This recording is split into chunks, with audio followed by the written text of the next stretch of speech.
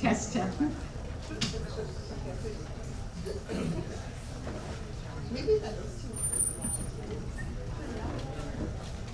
Testing, testing, testing. The people in the back, they don't want to listen. They probably can't hear anything. What do you think, people in the back? They all right. Hello. Reminder, we have the big field trip, the Southeast Geology field trip this Sunday, 12 o'clock, meeting here. Got the big school bus again. Who's planning to go? I am. It's going to be fun. It's awesome. It's a really, really cool field trip. What's that? Good, you'll be there. I'm not going to collect your $5. Just come and show up, okay? It's free. And we'll be back around 4:30, 12 to 4:30. So we start here at Bachman Pullout, get on the bus at noon.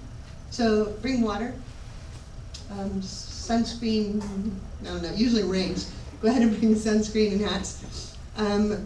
It's all geology. Dr. Scott Rowland will be our guide. Again, he's fantastic. You'll learn a ton and have a lot of fun too. There's So, no death march. No death march. You're in the bus and you walk out and see somebody get back in the bus. So we go up to Tantalus, down to Kaimuki, out to Hanama Bay, Makapu, Point, Pali, and back. And you won't believe it's the same island you've been living on all this time. Okay. So come and join us. When is this field trip? When is this field trip? It is this Sunday, this coming Sunday. Sorry, I just walked in. That's coming Sunday, field trip, geology, be there. What time? 12 to 4:30. Noon. Okay.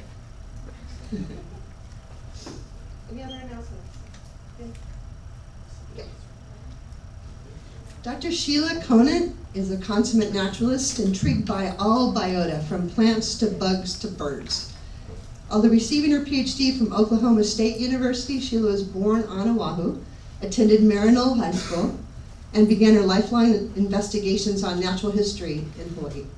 Beginning with the Alipaio, which was then common on Oahu, her career of more than 45 years took her to places that few others have gone, exploring the biology and ecology of oceanic islands such as Nihoa, and we heard about some of those adventures last week from Dr. Plentovich. Mokumanamana, as well as seabird colonies and high altitude forests throughout the archipelago. Dr. Conant's work and that of many graduate students she's mentored has recently focused on geographic variation in morphology, genetics, and behavior of endangered birds in the northwestern Hawaiian Islands. She's also investigated how birds were used in Hawaiian feather capes and kahili. Observing the demise of a number of native Hawaiian bird species brought the need for conservation to the forefront of Dr. Conant's research efforts early on. She served on numerous management and policy boards and provided strongly informed, science-based advice for effecting the recovery of birds on the brink. Dr. Conant has been recognized for excellence in teaching, research, and community service at University of Hawaii, and received awards from the Hawaii Audubon Society and the Secretariat for Conservation Biology for lifetime achievement in science, policy, and management. Sam. During her time on Nihoa, Dr. Conant discovered 2 new species of trapdoor spiders and a giant tree cricket, later named for her. Besides bugs and birds, Googling Dr. Sheila Conant will also lead you to her long-time association in the wonderful world of border collies. Dr. Conant, thank you for being here today.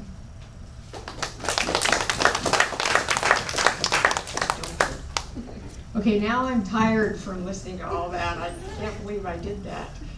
The best thing I think that I've done is to have and get through graduate students like Noreen Yearn and Sheldon Flatovich, who've been here and talked to you already.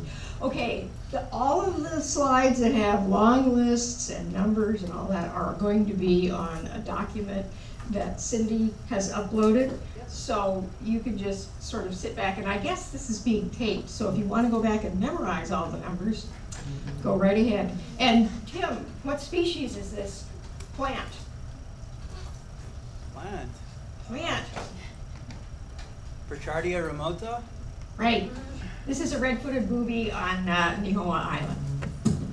Okay, any errors in this. I take responsibility for. Numbers of things change all the time, unfortunately, including numbers of birds that have gone extinct. So here is an overview of the number of families and orders of birds that have native species in Hawaii. We also have quite a number of alien species. And then we have various escapees that are not breeding yet. We have a bunch of migratory birds. I'll show you some pictures of the more common ones. And another thing that's very important to know about Hawaiian birds is that more species exist today as fossils than are extant or than were extant when continental people got here in 1778. So there were a lot of things in the lithified sand dunes and in the lava tubes. Okay, total extant native birds. We have 22 species of seabirds that breed here, 5 water birds, and about 37 land birds, and about 41 alien breeders. So our total number of species of birds that breed here is 105, approx. Bird families with indigenous breeders include albatrosses, petrels and shearwaters, storm petrels, which are really, really cute, and tropic birds, boobies. This is, let's see, brown booby here, a frigate bird species, a heron species, and 6 species of terns and noddies. This is the white tern, which breeds right here on campus. There's usually a nest in the Bilger Hall courtyard in a kukui tree, but you can see them all over the place. So we're going to sort of go in taxonomic order. It makes sense to me, but I don't know if it'll make sense to you. It doesn't really matter. We have 2 species of albatrosses that breed in the Hawaiian Islands. The blackfoots are less common. They are starting to scope out Kaena Point, where there is a colony of Laysan albatrosses. And I don't know if you're doing a field trip to Kaena. Did you already do it? Yes. Aren't they just wonderful? They're terrific birds. Okay, and I did want to let you know that we do have breeding short-tailed albatrosses, probably just 1 pair so far that has been successful on Midway. I took this picture in 1996. This is a female, obviously, sitting on an egg, but she didn't have a mate, so the egg didn't hatch. But this is a picture from 2012, and this bird is in its adult plumage. This is a really fantastic looking bird. Oops. Okay, petrels include the Bonin petrel, which we don't have in the main Hawaiian Islands, Bulwer's petrel, which we do have in the main Hawaiian Islands. They breed on Popoia in Lanikai Bay, and there are a few on Manana, and some on other offshore islands. And then we have, oops, I'll get used to this thing maybe, Harcourt storm petrel, Ake, which we know breeds on Kauai, and we know breeds on the Big Island, but nobody has ever found a nest. And I sure would like to. I'm kind of racing with my friend Paul Banco, but he might beat me to it. They're very tiny, and we don't know where they are in Kauai, and they're on Mauna Loa, on the Big Island. And Mauna Loa is a big mountain, so they're going to be hard to find. Okay, boobies. We have the masked booby, which we don't see very often in the main islands. You can see it from Kilauea Point on Kauai. If you spend much time in the ocean, you might see brown boobies sitting on buoys in the harbor, but they don't. The closest place that they nest is Lehua Island. And then red-footed boobies, there's a big colony at Kaneohe, or Marine Corps Base Hawaii, out in Kaneohe, and a really big colony over at Kilauea Point on Kauai. Okay, we have nesting here the great frigate bird, but only in the northwestern Hawaiian Islands. However, we see them in the main islands pretty frequently, usually not during the breeding season. This is an adult female, and you can tell that by her white chest, and at a nest feeding a chick. And this is a kahili that is made almost entirely of the upper back and dorsal neck feathers of male frigate birds in breeding plumage. So those feathers could only be collected from about January to March every year. This is an immature red-tailed tropic bird, and this species' feathers were used in a number of different Hawaiian artifacts, including this pre-contact kahili. These are all flight feathers from adult red-tailed tropic birds. And here is an adult red-tailed tropic bird. You can see that red-tail feather. And here are a lot of red-tailed feathers on a kahili. There are also feathers of two forest birds, one of which is extinct in this kahili, the Big Island o'o and the iiwi. Yeah. Are these the birds that you see flying over Diamond Head when you hike to the top? Those are probably white-tailed tropic birds. Oh, so similar. They're a little bit smaller and the tail is white. But I haven't been to Diamond Head in quite a while. But one time when I was there, a white-tailed tropic bird flew over 20 feet above my head. So I'm guessing that's what it is. It could also be white terns, which are very abundant and I'll have a picture of those later, in Kapiolani Park. Okay, and here is a red-tailed tropic bird chick. And then we have terns and noddies, including the brown noddy, which you can see at Marine Corps Base, Hawaii and Kaneohe. Grayback tern, which you can see from Kilauea Point, the island that is offshore of Kilauea Point on Kauai. Black noddies, we do have colonies in the main Hawaiian Islands. There's one at Wainapanapa on Maui, there's one at Lehua Island. I don't remember if there are any colonies on Oahu. We do occasionally see them on Oahu, but I don't think we have breeding colonies here. And then sooty terns, one of the world's, if not the world's most abundant birds.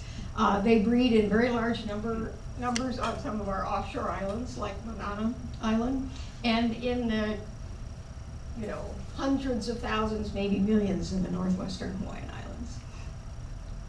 Migratory birds include, we have some petrels and shearwaters that are migratory. They don't usually land in the Hawaiian Islands, but they're seen in the waters around the Hawaiian Islands. Storm petrels, same things. We have additional storm petrels besides the ake.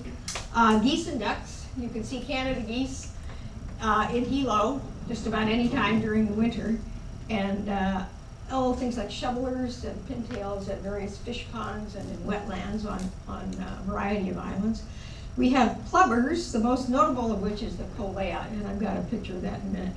We used to have a lot more of these than we do now. I took this picture 40 miles north of Nome, Alaska, where these birds breed.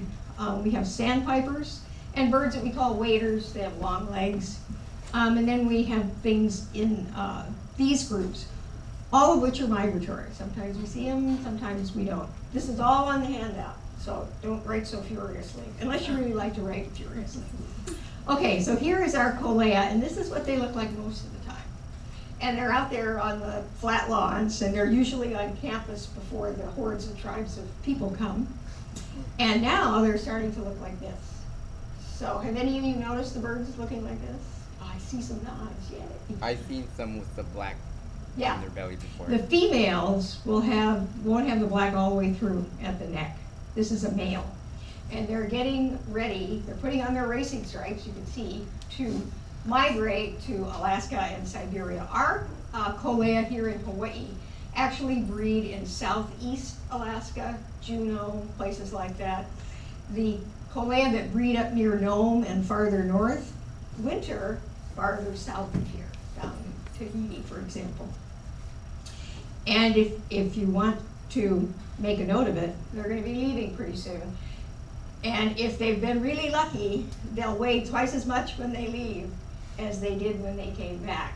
And they do start coming back. If they're not successful breeding, they'll come back as early as July. Otherwise, they'll come later. And the young birds come maybe in September. So it's kind of interesting to keep track of. Tim? What do they eat when they're out here? When they're not here? What do they eat when they're out here? What's the food source that fattens them up? Insects in the soil, or arthropods, I should say. Oh. Yeah. And this is the Kioea. You can see these guys out on the sand dunes at Kahuku, at James Campbell National Wildlife Refuge. They're really a striking bird because they're big, like this tall. And I put this picture of the migration of the bar-tailed godwit up here to give you an idea of how far some of these migratory birds go. The Kioea doesn't go that far, but we do have birds that winter in the Hawaiian Islands and then breed in northern Alaska. And so they make that migration twice a year. And they do it nonstop because these guys can't float in the water. So that's why they're eating so furiously right now. Okay, endemic Hawaiian birds, you all know what endemic is by now. We have a variety of birds. Unfortunately, a great many of the birds we had are extinct, but we still have a lot that we could enjoy seeing, and we never know everything about anything, so you can always find something to study. This is our state bird, I suppose you know that. Okay, a little digression here, because when we get into the endemic birds, we have so many species that are fossils. We now have at least 120 species that are considered endemic to Hawaii. Only 37 of those are extant. Most of these birds are known as subfossils, and we say subfossil because they haven't turned to rock yet. So when you find a new species of bird in a paleontological deposit in Hawaii, it's going to be in a lava tube or in a sand dune or someplace like that.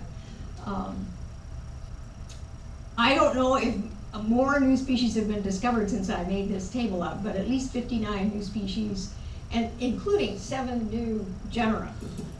And when I say recently, for me, that means, you know, like the last 30 years, right? But before some of you were born, but that's okay. It's all, you know, a matter of perspective. So the total number of colonizations is at least 25, and we had a heron, our auku'u, which you see in wetlands. 1 ibis colonized, and at least 3 species evolved from that ibis. 2 or 3 geese, which then radiated into, I can't remember how many species, 11, I think. 2 ducks, 1 a mallard type duck, and from that developed the koloa as opposed to the kolea. And then the laysand teal, and I have a picture of the laysand teal later on. And then another duck that evolved into something that looked like a goose. And all of the geese, except for the nene, that evolved from these colonists were flightless. And that's why they became extinct, because when people got here, the primary source of protein was in the ocean. But if a flightless bird happened to walk by and you were very hungry, well, you're going to kill it and eat it. And it doesn't matter what people are anywhere, it happens everywhere. The Maori people caused the extinction of a large number of flightless birds. So there's no guilt to be associated with that. We're just a species that's more powerful. We do cause a lot of extinctions. 1 species of gallinule, a coot, a stilt. I might have pictures of these later. 1 or 2 owls, probably 2 owls, but we're not really sure about that. 2 hawks, we only have 1 species left. A sea eagle, we had an eagle, an endemic eagle here that was as big as a bald eagle, same type of eagle, but it is extinct now. 1 raven, which radiated into, I think, 5 different species, 1 of which is still extant, but only in captivity. 1 bird that we call a silky flycatcher, and we used to think this group of birds, which radiated in, I think, 6 or 7 species, we used to think they were honey eaters. So for those of you that know birds, you'll know that's an old world family in the Southwest Pacific. But a friend of mine got in there and started looking at their molecules and decided that, no, they're related to waxwings. Anybody that is familiar with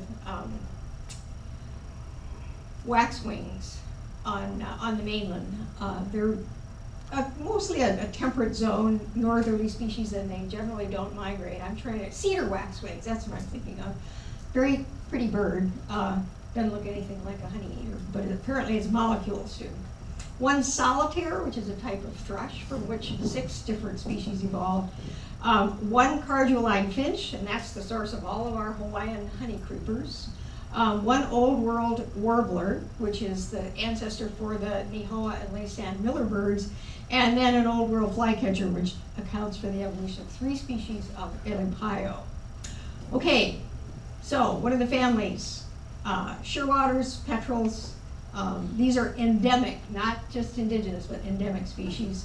Ibises, ducks and geese, hawks and eagles, rails, coots, and gallinules. Rails, coots, and gallinules are in the same group as chickens, but they're much more elegant than most chickens. And then recurve or rostridae, sometimes birds in this family have bills that curve upward, the I-O or stilts, and then owls. Okay, so flightless geese, the first flightless goose was discovered on Molokai in a sand dune, and 3 flightless ibis species, here's an artist's rendition of one, were discovered in lava tubes on Maui. Here's a flightless rail and a tiny flightless rail. This bird was about the size of a house sparrow, which comes over and wants part of your lunch when you're eating outside.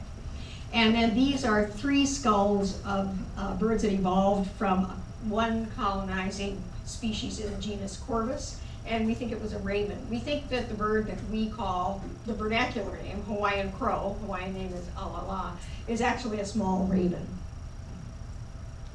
And there's our lace-end teal. This bird used to occur on all of the main Hawaiian islands.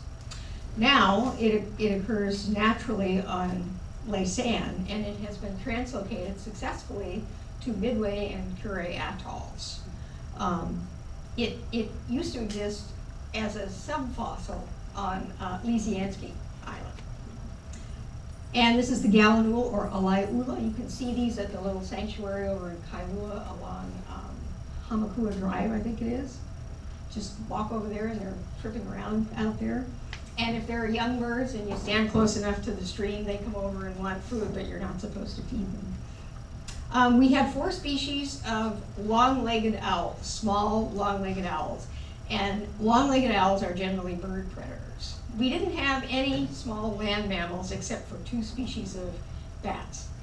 And we don't know what their predators might have been. So the apex predators on land here were birds, and their principal prey was other birds. The small birds were eating arthropods, but the bigger birds were eating other species of birds. We still do have the eo, or Hawaiian hawk, only naturally occurring on the Big Island.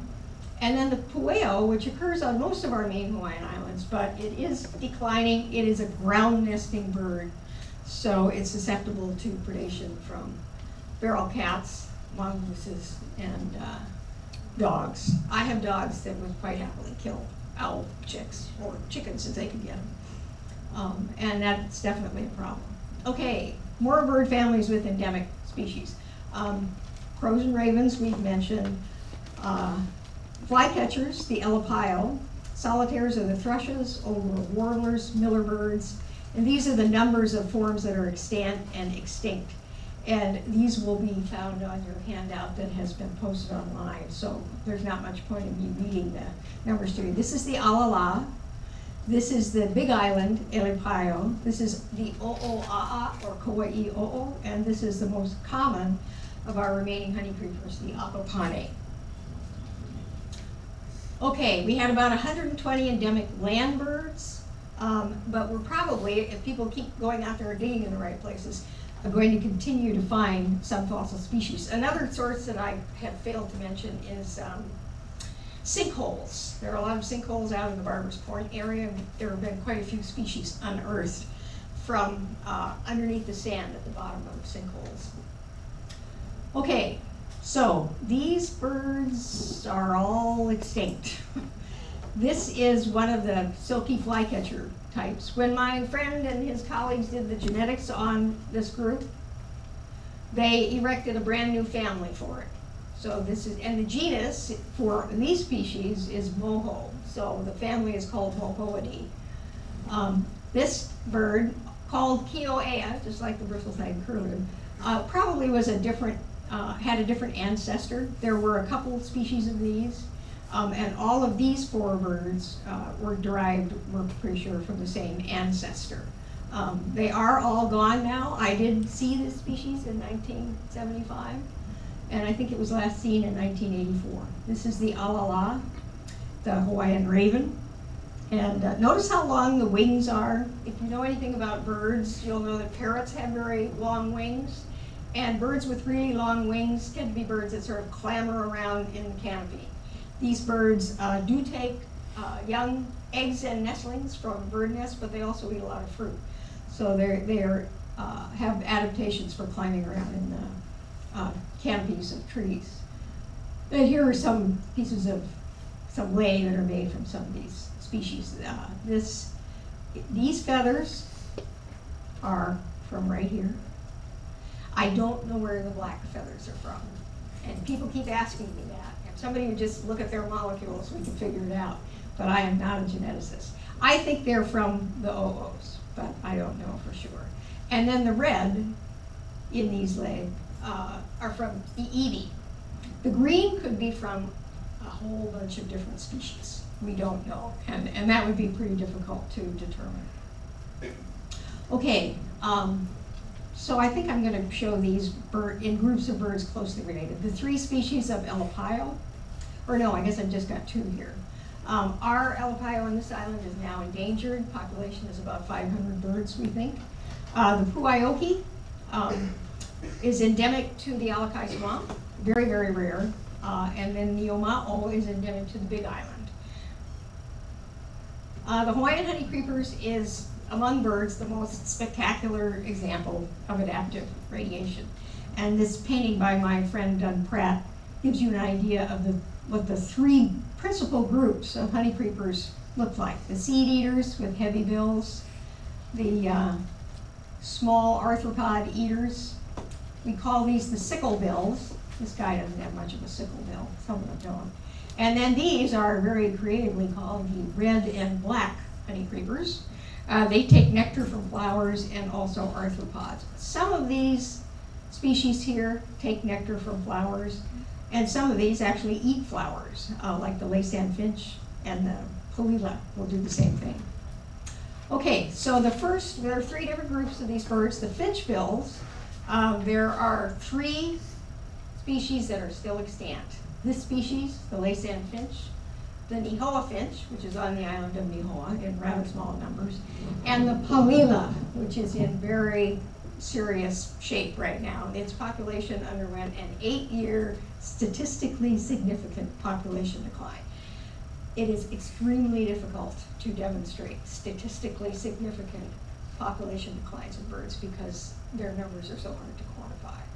So it's a really big problem. And the principal problem is that even though there was a court case that ordered eradication of pigs, goats, and sheep from the habitat of the palila, I think it's 35 years ago now, it hasn't been done.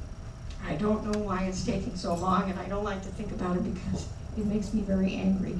There were a large number of fossils of this species, and I'm guessing that a lot of them went extinct because when people got here, they tended to live along the shorelines. And they did not access the rainforest very much. And rainforest is not a place where you would find very many finchbill birds. So I suspect they were just replaced. Their habitat was turned into human habitation. So not direct killing, but probably just sort of achievement. And we still do those kinds of things all over the world today. The sicklebills have some pretty remarkable species. A fairly common one is the amakihi. We have an amakihi here on Oahu. This is a really remarkable bird. This bird has a straight lower mandible and a curved and flexible upper mandible. And they feed like a woodpecker. They use the lower mandible to drill a little hole. Well, first they listen for the beetle grub inside of the twig. Then they dig a hole or pound a hole with the lower mandible. Then they reach in with the upper mandible and pull out the beetle grub. Talk about specialist. And so this bird is rare. Most specialist organisms are pretty rare. We think there are about 1,500 of these. And there were some birds who had bills that were at least half as long as their entire bodies were. Those are all gone. But there's a great forest bird exhibit out at Bishop Museum. And you have to pay admission to get in, but they do have Family Sunday. And I would go if I were you. It's a small, but it's a very good exhibit. I was out, I don't know, a week or so ago. Okay, the red and black honey creepers included the mamo. Now this bird, which was endemic to the Big Island, also provided some of the yellow feathers in Hawaiian featherwork. And it's relatively easy to tell whether the yellow feathers in a piece of Hawaiian featherwork are from mamo or from the Big Island o'o. And if you want to know how that's done, I certainly can tell you. There was another mamo found only on Molokai that we call creatively again the black mamo. I'm sure it had a Hawaiian name, but it was probably lost. And then there was this very interesting bird with a wonderful name, Ula'ai havane. And this species, there was a paper recently about this species by a paleontologist, and he contended that even though the Hawaiian name suggests that this is the bird that eats the fruit of the lolu palm, it was probably primarily a ground-dwelling bird. And that it's not clear from this painting by Doug Pratt, but the legs were like lace-and finch legs, heavy, long legs, you know, adapted to digging. So this bird probably spent a fair amount of time on the ground. And then the akupane, which we still have, and the akohe-kohe, the crested honeycreeper, which still exists on Maui. And you can't see it if you're persistent enough up in Waikamoe. So here's a summary. Extant birds, 42. I think that number is wrong, but it's close enough for government work, right? Because I'm retired now, I don't work for the government anymore, but you might, and your instructors do, so. Okay, extinct during the historic period, so since 1778, when humans really started to change things on a grander scale and at a much higher rate than the Hawaiians did. The grand total of all of these is 120 species. And then birds that went extinct during the prehistoric period, so during the time after Hawaiians colonized and before the people from continents got here, about 50% of the species. Some of them were hunted. Some of them lost their prey base because it was hunted by people. Some of them lost their habitat. So I think primarily disruption of the habitat and changes in the structure of the ecosystem were the causes. And those are still causes of extinction today, but we have additional ones that are equally as serious. Okay, so I just thought these birds have not been declared extinct yet. You can't prove that something does not exist, right?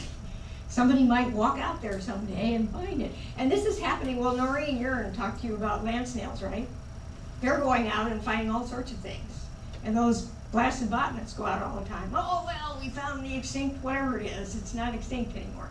It's a little easier with plants and small things for them to be cryptic and people to miss them for a long time. Birds, usually if we don't see them for a long time, we kind of resign ourselves to their status as being extinct. But anyway, the kama'o, last time it was seen was 1989. I saw this bird in 1975. O'oma'o, this is the Molokai thrush. And it was last seen by someone that was on a bird survey I was on, but I wasn't standing next to him, so I didn't get to see it. Kauai o'o, I did see that in 1975. The o'u went extinct. I saw it on both Kauai and on the Big Island. I can't remember what year on the Big Island, but again, 1975 on Kauai. The Kauai Akialoa was last seen by a very good friend of mine who has 3 border collies that he got from me, so he's really a good guy. And he didn't know what he was looking at, but he made detailed notes and made drawings and came back, and it could not have been anything other than the Kauai Akialoa. Nukupu'u was still extant on Kauai and Maui, but it hasn't been seen on Maui at least until 1996. Oahu creeper, 1985. Molokai creeper, or kaka'awahine. Maui akepa, 1979, last sighting, and po'o. I've seen this bird, I don't remember what year, and I saw po'o'uli, I think, for the first time in the late 1970s, and this is kind of a sad story. We argued about how we were going to save this bird for at least 10 years, and then just right before we were about to make a decision, it went extinct. The last bird that anybody knows of was in captivity, and it died. So there's a very nice book about it called The Race to Save the World's Rarest Bird, and it is well done. Some books like that are not very well written, but that one is worth reading, I think. Okay, so this is In about 400 AD, we had more than 120 endemic species. We still had about 60 when people from continents got here. The things that had gone extinct were nearly all of the flightless geese and ducks, all but 2 raptors, and about a third of the passerines, those are the small songbirds. Those were gone. One site on Maui has a continuous 8,000-year subfossil record. That's how we can know when, at least for sure, the species on Maui went extinct. So we have records that go back to well before any kind of human colonization, 7,000 years before, or almost 7,500 years. In 2012, about 42 survived, but 9 of these that I showed you on the last slide are very likely extinct. And I have seen so many of those that it makes me feel like I'm 1,000 years old. So at this rate, they're all going to be extinct by 2416, but with other factors playing roles, it's probably going to happen sooner than that. There will be a few things that survive. Climate change is going to play a large role for our rainforest birds because the rainforest is going to shrink. Okay, what are the current, or what were the historical, since 1778, causes of extinction? Again, same thing as with the first people who got here, habitat destruction. But not just by people for agriculture and building communities, but also by feral ungulates, logging, agriculture, urbanization, all that stuff. Waikiki used to be a gigantic wetland, just teeming with wetland birds. And the 4 endemic wetland birds that would have been very abundant there now, all number, total population for those species in the main Hawaiian Islands, all of them are fewer than 3,000 birds. Some are fewer than 1,500. Predation by introduced predators. Disease is a really big one, and it is a very difficult one to combat. Hunting is not a factor now, but it was for the ducks and geese that were left after 1788. And then in the future, climate change will be added to all of these factors. So just some examples. Ungulates, before pigs, after pigs. And you know, feral pigs are really, really abundant. And I have said in public, and I will say it to you, every single person who would like to go out and hunt for feral pig could go out every day and shoot as many pigs as they would like, and we would not even make a dent in the populations that we have on all of our main Hawaiian Islands. And yet, we don't exterminate feral pigs because the hunters are afraid they're not going to have enough pigs to hunt. It's a difficult thing for the hunters to accept what I say and for me to accept what they say. Goats and sheep tend to be dry habitat destructors. This is a picture of Koho'olawe when I was there in 1983.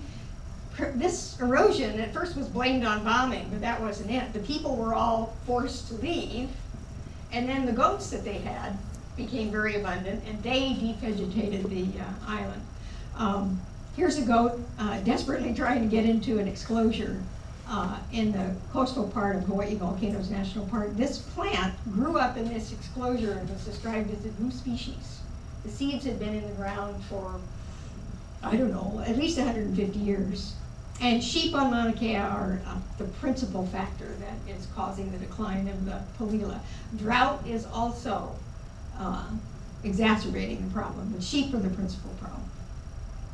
Logging is not as bad as it used to be. But before you give any money to Hawaii Hardword Legacy, read last month's issue of Environment Hawaii. I have my doubts about whether or not this is really a genuinely good thing for you to invest in, even though it sounds like they're doing wonderful things.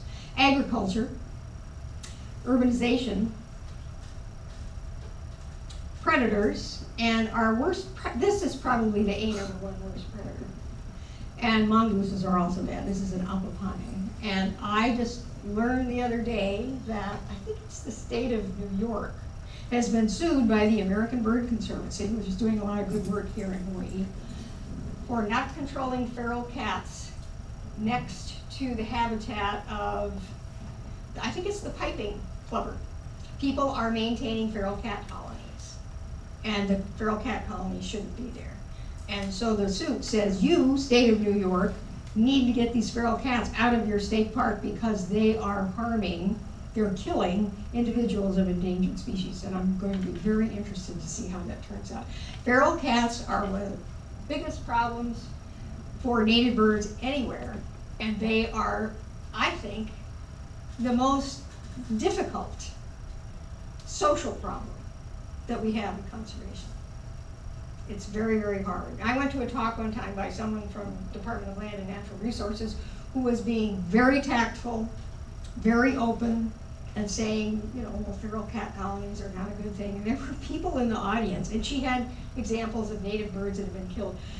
There was a person in the audience who said, well, why don't you just put all the birds in cages so the cats can be free? You know, but we have a long ways to go to even learn how to talk to people who feel like that. And they're very sincere. But they believe that they are just as right as I know I am, right? Anyway. Okay. Everybody asks me when I talk about Hawaiian featherwork, did the collection of feathers in the pre-contact period cause extinctions? Well, we're never going to know that. But if we look at the nature of the featherwork that was made before the Europeans got here, we see that it didn't have primarily the red, yellow, and black feathers of the forest birds. It also had a lot of other feathers in it. Most of these feathers are red-tailed tropic bird feathers, tail feathers, of which there are 2 on every bird, and they can be removed without really doing, it's kind of like pulling a little chunk of hair out. The bird is uncomfortable, but it certainly won't kill it. They're about this long. They have a black central rachis, or vein, going up the middle. They're white at the base, and then they're, when they are very fresh on the bird, they're a beautiful, brilliant red. And at their, they might be 2 millimeters wide at the tip. And most of these feathers in here are red-tailed tropic bird feathers that have been cut all the way down the middle, which makes them curl. How the heck did they do that? They didn't have razor blades, but they did have obsidian glass. And the amount of work and the skill that must have taken was amazing. Now, I just want to point out on this cape, you can see these feathers, these yellow feathers are a different shade of yellow from these. These are mamo feathers, and these are o'o feathers from the Big Island o'o. And the yellow feathers we see in most Hawaiian featherwork, pre and post contact, are Big Island o'o feathers. And they're really pretty easy to tell apart, not just the color, the structure of the feathers is very different.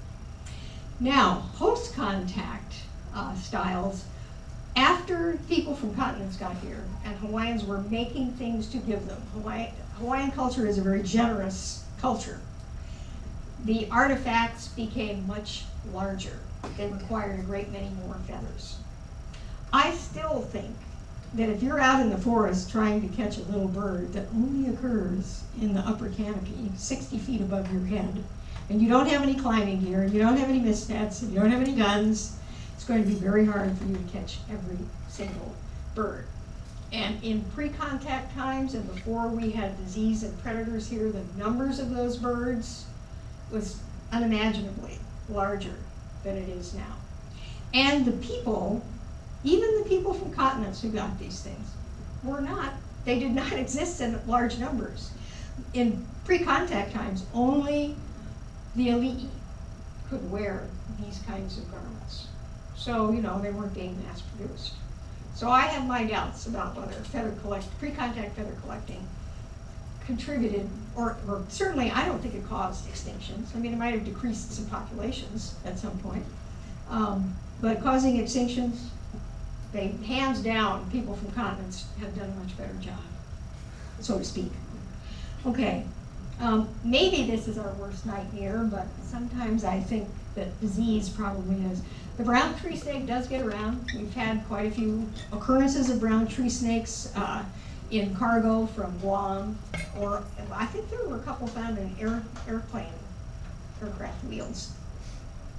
If this gets here, it's gonna go everywhere and it's gonna eat everything that's big enough to swallow. And these things can get 6 feet which is like 2 feet taller than I am, and really big around. They can eat chickens. They can eat adult chickens. So we're going to have access to a lot of birds. West Nile virus, we might get that here.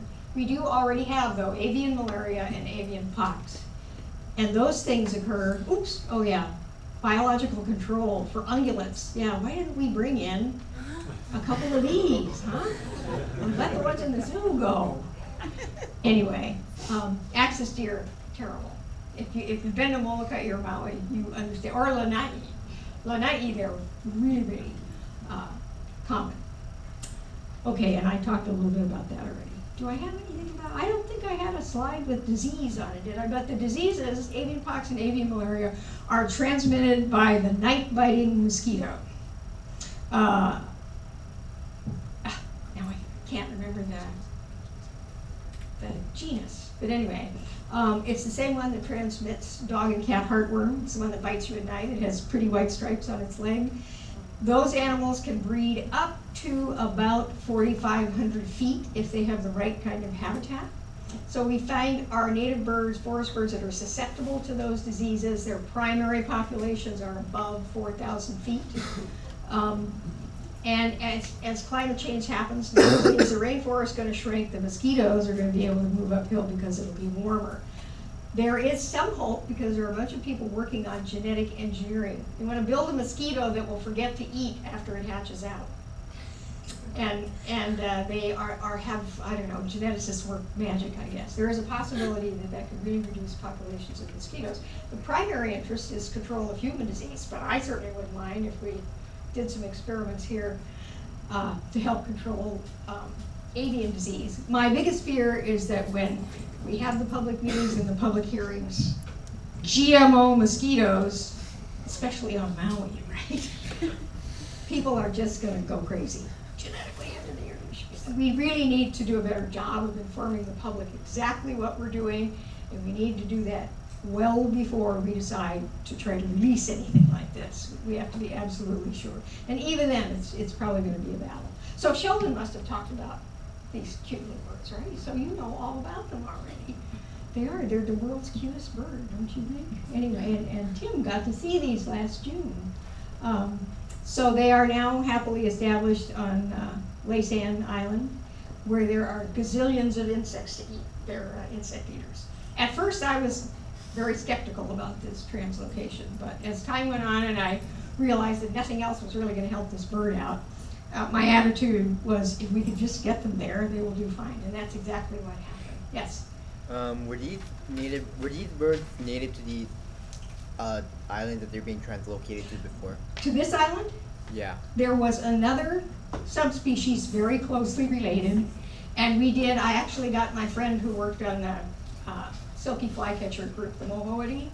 I collected some blood from these guys in, I don't know, 1990 or 92 or something, and sent it to him and said, compare this with the museum specimens you have there at the Smithsonian. He works at the National Zoo. And it took like 6 years for him to get it done. Well, it wasn't him, it was a postdoc that he had. And it was kind of right at the point where you would call it a subspecies, but very, very closely related. And I did morphological measurements of museum specimens. And there were a few differences in bill shape, and I can't remember, maybe in tail length or tarsus length or something, but extremely close and ecologically virtually identical. So it's kind of maybe the answer to your question. It all depends on what your view of where to draw the line between species and subspecies is, if you're a geneticist. So